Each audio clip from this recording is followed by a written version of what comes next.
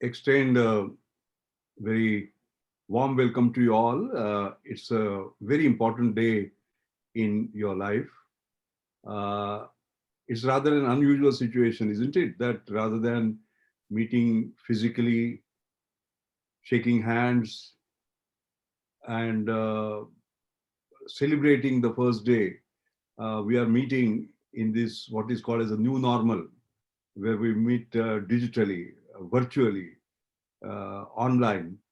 But that has been the case because of the pandemic, and it is important to be safe. So I appreciate this decision that we are meeting us all in this setting. And I'm hoping and praying that normalcy will prevail. It's a war of virus versus vaccine, and vaccine is going to win. I have no doubt about that. And I only hope that it happens sooner rather than later. We are beginning a new year, 2021. We are meeting for the first time. So I would also like to extend my very best wishes for a great 2021, full of health and happiness, full of prosperity, peace, tranquility for not only us here in this institute, but for entire nation, India, and the world. I'd like to begin by paying my homage to a great friend, guide, philosopher, a great icon, Sri Prahlad Chabria. He has been the founder of this great institute. I remember several interactions with him when he talked so passionately about creating such an institute. And he was way ahead of his time when he created, even thought about creating something like I Square IT. And you know, it is amazing how he understood the importance of education. I hope you do know that he had no formal education because of the very difficult circumstances. If you look at his childhood, it was a great struggle, migration, and the rest of it. But still, he understood the importance of education, and we are beholden to him for creating such a great institution. I want to mention that to you because you're very lucky that such a noble founder has been responsible for creating or founding such great institution. We should always remember when we enter the portals of this great institution, this great man and his values. Talking about education, I remember there was a dialogue among scientists on what is the greatest equation that has been ever created by scientists.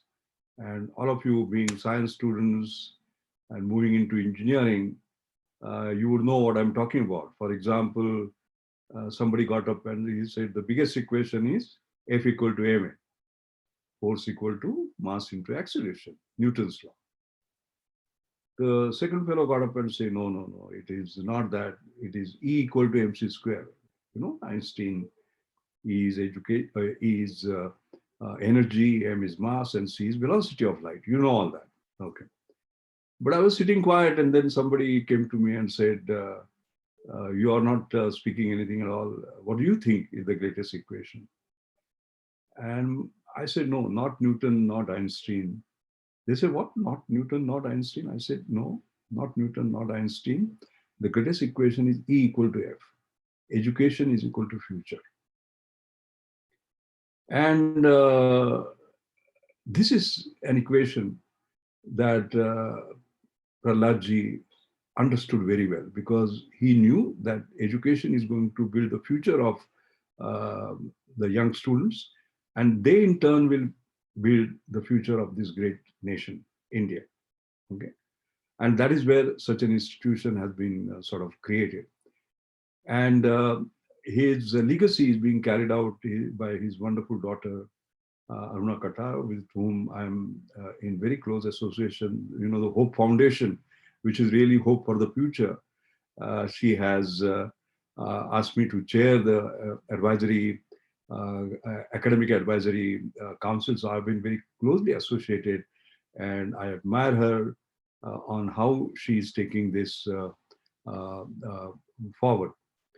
Uh, you would say, but you mentioned about an equation, but as a scientist, you did that. It's your must be your habit, but you must prove an equation once you give an equation. So I would prove it. I think the proof comes on 10th March 2000. So you would say, how does it come on 10th March 2000? So on that day in Rashtrapati Bhavan, there was a Padma Award ceremony, and K.R. Narayanan, the late president, was giving away the Padma Awards. And he gave it to me and Ratan Tata. Both of us got Padma Bhushan. They would say, what is the connection between E equal to F and these Padmas being given? So I'll tell you what the connection is. The connection is that K.R. Narayanan, the president, was born in a very poor family. And he used to walk kilometers to his school. And his parents were so poor that they could not even afford his tuition fees. So what he would do, when the teacher is speaking, he would be outside the class, all right, and taking notes. And then, and there was a big struggle in his life. And finally, it was a Tata scholarship which helped him study. My story was a similar one. I was born in a very poor family. My father died when I was 6. My mother brought me, she was illiterate. She brought me from the village Marshall to Mumbai. She did menial work to bring me up. And I was going to, although I stood 11th among 135,000 students in Maharashtra state, I was going to leave education because I couldn't see her struggle. I was the only son. And then Tata scholarship came and I could study. All right. So here is now the interesting part. The president who got education because of Tatas, Mashelkar, who got Padma Bhushan because of Tatas, the same president was honoring Tata on that day. Can you just imagine the triangle? What does it prove? That our future, that is K.R. Narayanan's future as a president, and my future as the Padma Bhushan awardee was built by education. All right. So education is future. So I want to first congratulate all the parents in the audience or who are joining us digitally by congratulating them to say that education is the best gift you could have given to your children. Point. That's the first. The second is when we talk about education, what does it mean? I think we all started with right to education because so many children were deprived, isn't it? From there, we have to move to right to education to right education, and right way of education. One, two, three. Now, what does right education mean? Right education does not mean just knowing. It is also doing and being. All right. Being means being part of the society. All right. You have a social contract, a social obligation. You have to become a good human being. Education is all about becoming a good human being. Right. So that all goes together. That's the most important part. The second part is that, as we say, what does education give you? Jnana Savardhan, Buddhi Savardhan, Vichar Savardhan, Vyakti Samvardhan or Vyaktimatva Savardhan, Netrutva Savardhan, but most important is Mulya Savardhan, values. All right? Because education without values has no value. And you will find that this great institution will do all this for you. Buddhi Savardhan, Jnana Savardhan, Vyaktimatva Savardhan. It will create leaders amongst you and also give you the values. I'm a great believer in the power of Indian education. Indian education has provided leaders all over the world, as you know. Do you know who is the CEO of Microsoft? He's an Indian, Satya Nadella, product of higher education in India. Do you know who is the CEO of Google? You know him, Pichai, Sundar Pichai. He's the product of Indian education. So therefore, this institute is capable of creating the future Sundar Pichais of this world, huh? The future Satya Nadellas of this world. Okay. So you must keep that aspiration that from this institution, this is what I am going to become. I think that is where we start. The other important point is that your uh, uh, way of education is changing now. As I said, right way of education. What is right way of education? Previously, it was all chalk and talk, right? But that chalk and talk is vanishing now. The fact that we are meeting digitally, what does it mean? Digitalization has come and the world has become completely different. In fact, if you see the way education has moved, when we began, it was Gurukul. What was Gurukul? There will be one Guru and one Shishya. That's it. Okay? And knowledge was all held by the Guru and he would give it to students. But not every student got it, by the way. Only the privileged a few got it. Then came education 2.0. What was that? It was the assembly line approach. You know, one teacher, not one student, but 60 students, 30 students, right? And it was kind of a mass education, one-to-many education. That was education 2.0. Now we are in education 3.2. You know, you can do learning digitally, for example. All right. Previously, you had libraries and like these books that you see, and they were far apart. I remember as a child walking several kilometers to go to the library to access books, etc. No, I mean, if you look at entire Pune today, I have this capacity in the smartphone, which has all the books in all the libraries in Pune. Okay, so the knowledge is in your hands. Knowledge is not the prerogative of some select people. That's the big change.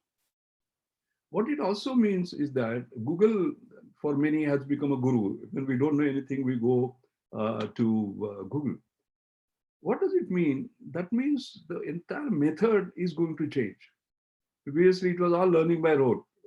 Huh? What is Newton's first law? What is Newton's second law? What is this, that, laws, these? We just mug up, you know, and recall, basically. It was all memorization, learning by rote. Now that is changing. Learning by rote has to give way to learning by doing. Okay? But doing what? Not what the teacher says. Step 1, step 2, step 3, step 4, etc. Not that. It is learning by creating. You create on your own. And then, most importantly, learning by co-creating, that all of you have to work together in order to do that. And all of you have to work together means not man and machine, by the way. All right? It is not the debate of man versus machine. It is man and machine actually working together. So we don't call robots, we call them cobots, cooperative robots. So that is the big change that is going to take place. What does it mean? That means previously we used brain as a storage, isn't it? No, now today you have to use brain as a processor, because humanity's accumulated knowledge over centuries is now available on internet. So on-demand tutoring, P2P learning, flipped classrooms, etc., are going to change. So that is one big difference that digitalization is going to bring in our way. And you must have also seen that when the pandemic came, 1.6 billion children were thrown out of school. Okay. And they went on online learning. It was not that online learning was not there. It was taking place. It was on the periphery. But what happened? Online learning was the only way. You couldn't go out of your house.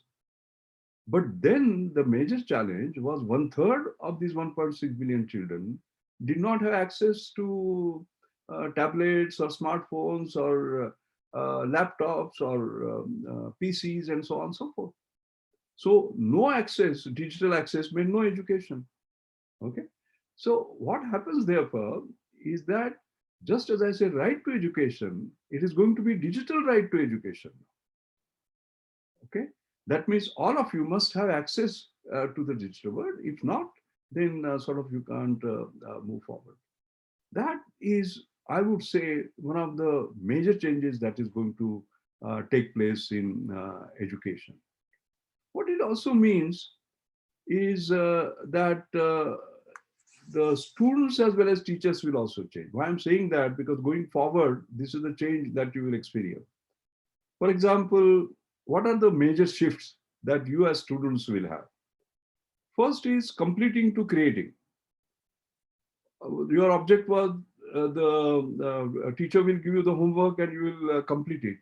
So that is not the case now. Now it is more about creating something new, not just doing just the homework.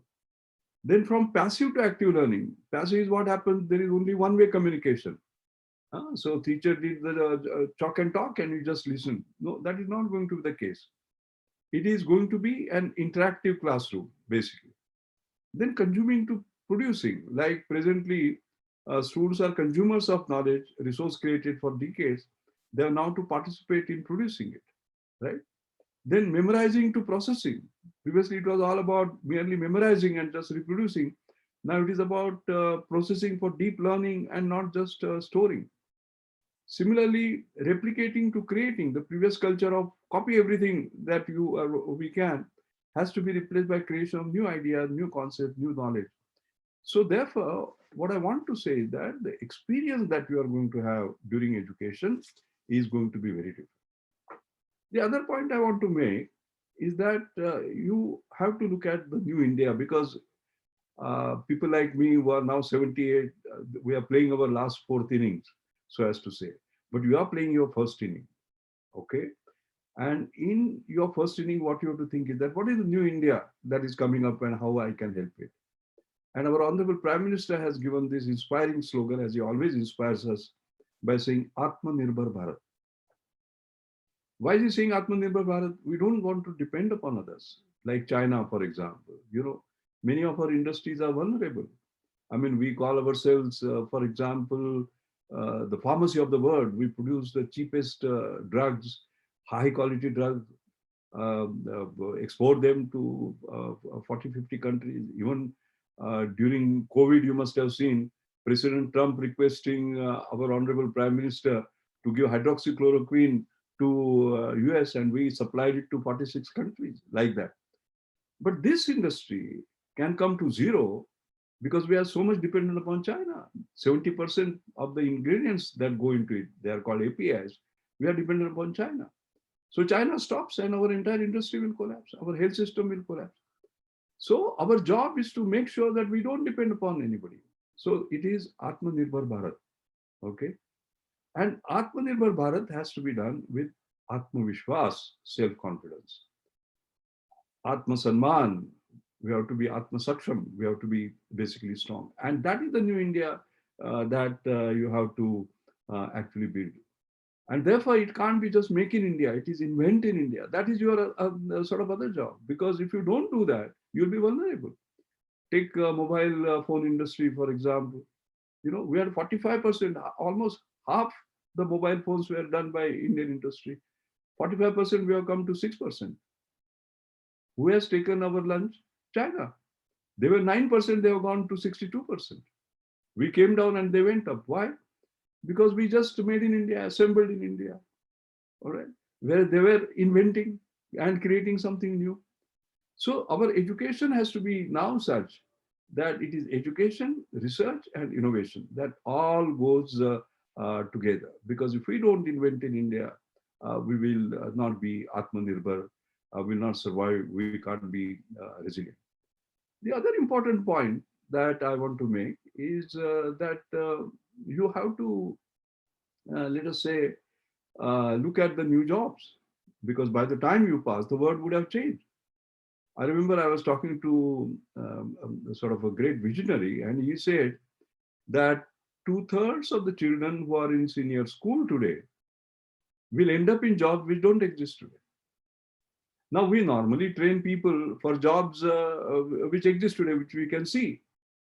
But those jobs are going to go away. And therefore, we'll have a sort of a challenge of imagining what new jobs will be there and teaching them. And therefore, there will be some common skills all of you have to acquire. which is like dealing with complexity, because this is a VUCA word, volatile, uncertain, complex, ambiguous. Critical thinking is going to be most important. Creativity is going to be most important. Emotional intelligence. It is not just this, but your heart. Not just sympathy, but empathy and compassion. That is going to be sort of important. And like I said, co-creation, co-working is going to be important. So these are the new skills. So it doesn't matter whether you are an electrical engineer or a chemist or a biologist or a geophysicist. It doesn't matter. These are the common skills that we will have to basically apply. The last point I want to make is that the jobs, Indian job shifts, by the way, and that is obvious to you. You know, a simple example. I remember if I wanted to give a money to one of you, I would write a check that will go to the bank. Then there will be three clerks who will scrutinize it, make entry, and so on and so forth. And after 5 6 days, the money will be put in your bank account. Not anymore. I have my mobile. You have your mobile. It takes a microsecond just to transfer the money. So all in between jobs have gone now. So similarly in everything, like for example, in the automotive sector, that jobs we had welding technician, painting technician, press machine operator, inspection assistant, in-plant handlers, they will all go. And the new job will be created, and there will be automobile analytics engineer, 3D printing technician, machine learning based vehicle cybersecurity expert, sustainability inspection expert. So when we talk about new exponential technology, and you are going to have the benefit of learning all this from this great institution, what do they include? They include, for example, big data analytics, artificial intelligence, virtual reality, augmented reality, mixed reality, 3D printing, uh, blockchain. I mean, artificial intelligence. Artificial intelligence is going to play a big role, by the way, uh, because previously whatever was done by using manual, what is called as a brawn, is going to be replaced by robots. And what was going to be done by this is going to be replaced by AI, artificial intelligence. So when these two take over, what would be the new skills that we will require is going to be sort of important. And many AI machines will be cleverer than men. We have seen that basically, there is a very complex Chinese game called Go, and Google created AlphaGo, and that AlphaGo beat the world champion, less at all, in Go. Okay, but that's not so important. The move that AI machine did in game two, the 30, game 37, the second move that they did was something that experts say that human can't even think about. There's a 1 in 10,000 chance that he can sort of do that. So you can quite clearly see in this changing world, we'll have to look at sort of the, and therefore your own creativity is going to be most critical, your ability to do critical thinking, etc. So education has to change completely. I would summarize my lecture by just pulling out two of my books. Just give me 1 minute from this library. One is this, and one is this. This book is called Reinventing India. Okay? What it means is that we just should not be recovering from the pandemic. We should be reimagining. That is the lesson here. And we should create a new India of our dreams. And I give that responsibility to all of you. And you will do that. Okay? The second is my book with my friend Ravi Pandit. It is called Leapfrogging to Pole Vaulting. What is the message here? This is the new India of my dream, by the way. Both of these represent the India of my dreams. Leapfrogging to pole vaulting means what? Frog leaps because he's afraid of his predator, okay? Enemy. and he jumps a few feet out of fear just for safety. Okay, should we be doing that? No, we should be pole vaulting. The size of the pole determines the size of our aspiration. And you can go distance if the pole is strong enough and long enough. Okay. And India has done it. For example, if you see mobile data usage, we were 155th in 200 plus nations. Okay.